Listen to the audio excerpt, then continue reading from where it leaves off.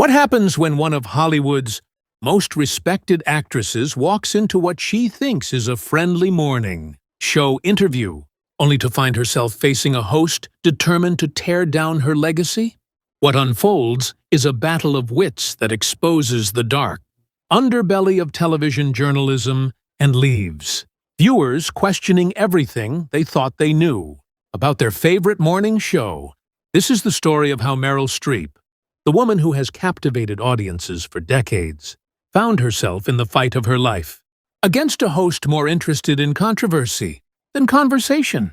The morning started like any other at the Good Morning America studios in Manhattan. Meryl Streep arrived early, as she always did, her silver hair perfectly styled, wearing a navy blue blazer that exuded elegance and authority. She'd done hundreds of interviews in her career. This was supposed to be a standard promotional appearance for her latest film. Producers had assured her publicist it would be a light, friendly chat about her role, and maybe a few reflections on her Hollywood journey. George Stephanopoulos sat behind his desk, shuffling through notes with an intensity that felt off for a celebrity interview. His team had been buzzing all morning about headline-making questions and real journalism. The studio felt charged, not celebratory, but expectant. As cameras rolled, George flashed his professional smile. "We're here with the incomparable Meryl Streep," he began. "Meryl, thank you for joining us." "Thank you for having me, George," she replied warmly. But instead of talking about her new film, George leaned forward. "Meryl, I want to start with something that's been on people's minds. Your political activism has been vocal. Some argue celebrities like you should stick to entertainment and stay out of politics. How do you respond?" The smile on her face faltered, just slightly. Not from fear, but surprise. "Well, George," she replied with poise, "the beauty of democracy is that every citizen has a voice, actor, teacher, plumber, or journalist. I've never claimed to know everything, but I care deeply about issues affecting us all." George nodded, unsatisfied. "But don't you think there's a difference between being concerned and using your platform to influence millions? Shouldn't that come with more responsibility?" The energy in the room shifted. Crew members exchanged uneasy glances. This wasn't the interview they'd prepared for. "I believe responsibility means being authentic," Meryl said, now firmer. "I speak my truth and encourage others to think critically. I don't tell people what to believe. I share what matters to me." George pressed harder. "When you spoke at the Golden Globes, weren't you telling millions their political choices were wrong?" Meryl's eyes narrowed, though her voice remained steady. "I spoke about empathy, protecting the vulnerable, and dignity in discourse. If that's political, then maybe we need to re-examine our politics." The tension was growing. Then George took it further. "You've been called the greatest actress of your generation. Young performers look up to you. When you make political statements, aren't you indoctrinating them into your worldview?" Meryl straightened, her eyes locked on him. "Did you just accuse me of indoctrinating people?" George backpedaled. "I'm asking if you consider how impressionable people may see your words." She leaned forward. "Let me be clear. I've spent my career urging young actors to think for themselves, to question everything. If that's indoctrination, then you don't understand mentorship." Still, George doubled down. "Surely you can see how some might find it problematic when entertainers use platforms for politics." Meryl's calm cracked slightly. "What I find problematic is a journalist who's more interested in controversy than conversation.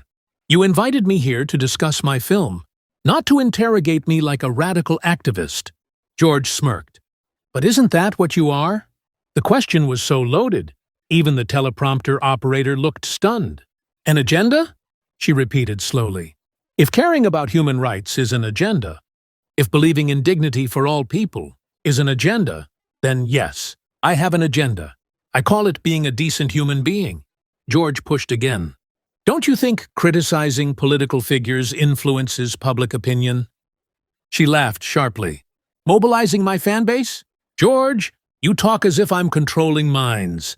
My fans are intelligent. If they resonate with what I say, it's because they already share those values. Then came the breaking point. Your Golden Globes speech criticized the former president. Many thought it was inappropriate. You made a political statement at an entertainment event. Meryl's face showed a mix of surprise and disappointment. Are you saying advocating for human dignity and free press is inappropriate? George nodded.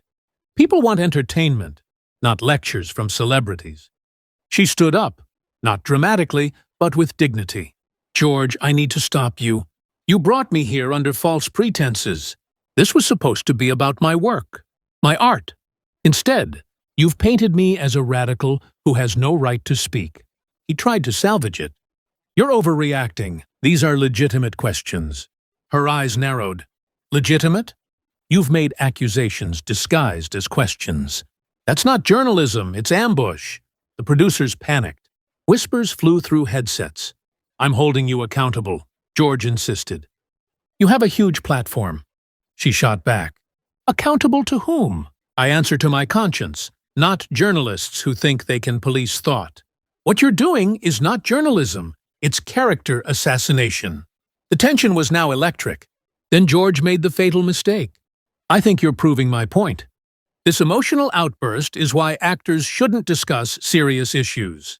You're being dramatic, just like in your movies. Gasps echoed through the studio. Even the cameraman looked stunned. But Meryl didn't yell. She went still. Did you just call my response an emotional outburst? She asked, icy calm. Did you dismiss my concerns as drama? George shrank in his chair. I'm simply observing. She laughed coldly. Standard journalism? This was an ambush. Real journalists illuminate truth. You tried to trap me, to create a viral moment. That's not truth. That's exploitation. I'm just doing my job, asking tough questions. She raised her voice for the first time. Your job is to inform the public, not humiliate your guests. Not twist words, not stir controversy where none exists. He tried to interrupt. She raised her hand. I'm not finished. You've questioned my right to speak, suggested I'm manipulative, that I don't deserve a voice. That's not journalism. That's a smear campaign disguised as conversation. The cameras kept rolling.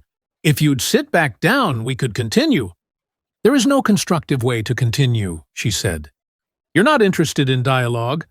You want headlines, not understanding. I won't be part of that. She turned to the camera. To everyone watching, this is what happens when journalism becomes entertainment. When the goal shifts from informing to provoking. This is not good journalism. George panicked. Meryl, you're under contract. You can't leave.